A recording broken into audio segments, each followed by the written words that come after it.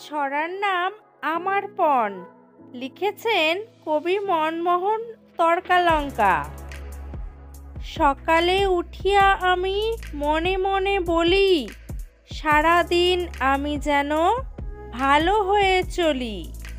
আদেশ করেন যাহা মোর গুরুজনে, আমি যেন সেই কাজ করি ভালো মনে।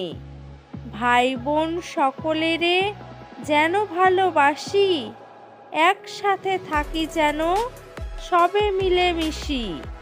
ভালো ছেলেদের সাথে মিশে করি খেলা, পাঠের সময় যেন নাহি করি হেলা।